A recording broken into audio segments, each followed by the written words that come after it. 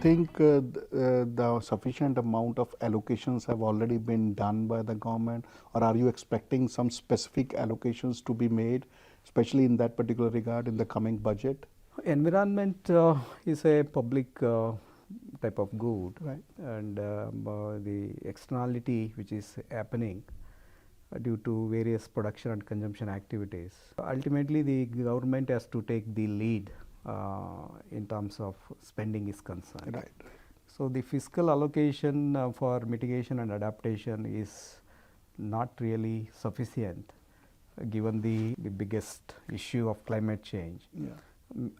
Magnitude in terms of disasters, in terms of the vulnerability we face. But international finances are expected, but private sector can play an important role in some of the mitigation and adaptation programs. When we look at the global level, right, when we talk about Paris Agreement or Kyoto Protocol and all such kind of things, we always see that the developed countries, they used to put a lot of pressures, restrictions, stringent rules and regulations for the developing countries, because there is a kind of a psychological orientation that it's only the developing countries that are producing more damage to the environment, to the sustainability issue as compared to the development. How India is tackling that particular thing, considering we are also still in that particular phase? So, India is in the league of other countries. Yeah. So, when we are the signatory for some of the world organizations like the WTO, yeah, and IMF and IBRD and even IPCC, India cannot escape from those policies, macroeconomic policies of the world. True. But at the same time, I feel that the developing countries have not come out with the innovative ideas to sell their own ideas at the international forum like World Economic Forum. Therefore, the Western policies are mostly dominated. But one shift in the policy is that in Kyoto Protocol, the agreement has reached in this way that the policies are prescribed to governments to achieve the environmental or climate targets. Okay. So, when all the countries have failed the targets, now bottom up approach has come. The countries can decide, and when they can achieve the net zero emission, they can come out with NDCs. That is bottom up approach has come. Earlier there was a top down approach. Right. Now when top down approach does not work, then bottom bottom up approach has but to according to me, both does not work. Okay.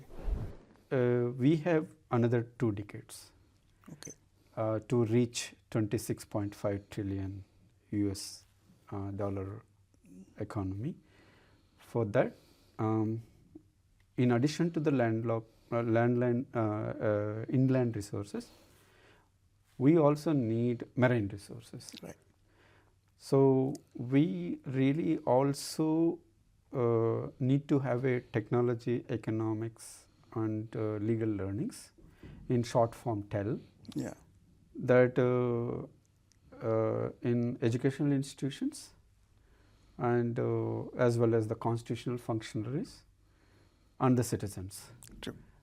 They need to give their consciousness towards to optimal utilization of the scarce resources available in order to create wealth. While creating wealth, we also need wellness. So, wellness in the sense there is a need to move from more and more green goods and services market. So that by default we really have more of positive externalities. And that will really save the money or save the resources, and we can really make use of for further future economic growth development activities.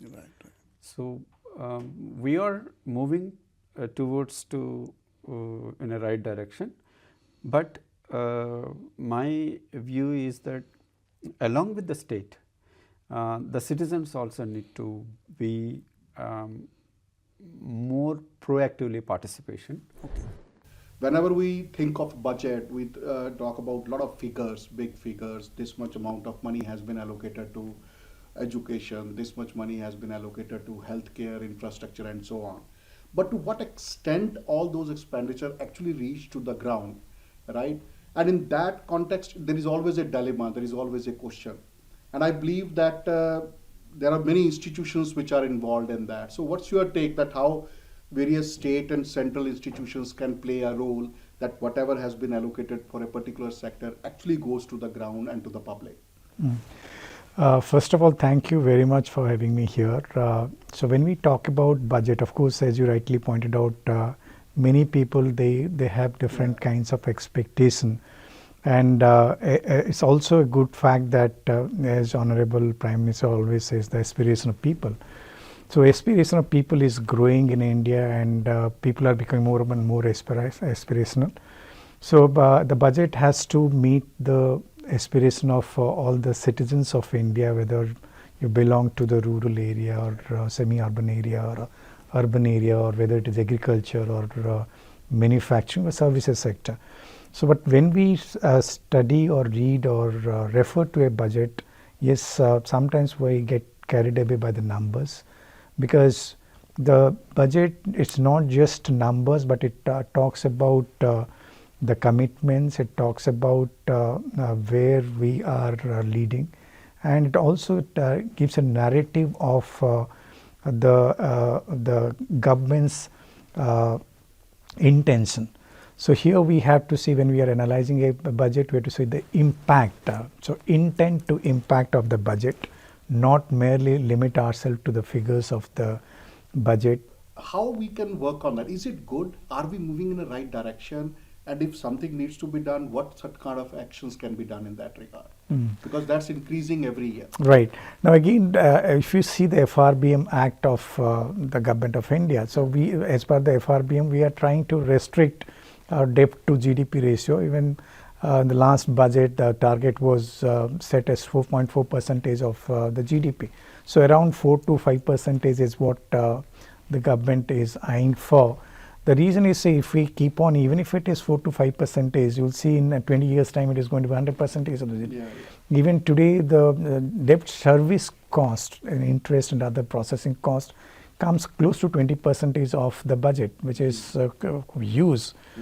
So if the budget, therefore, emphasis should be given to the capex, the capital expenditure, because we have to build the infrastructure. So if more is going towards investment, so the cost of servicing will anyway will come from the dividend or the return of these investment. But suppose if it is for consumption purpose, or then we have to think carefully and see how we are going to optimize. But as of now, the government or India is well within the limit of compared to any other countries. Like in some countries, it has even crossed 70-80%. So therefore, we are within margin, and we have to. But that, having said that, we should not take it lightly, because the cost will be borne by the future generations.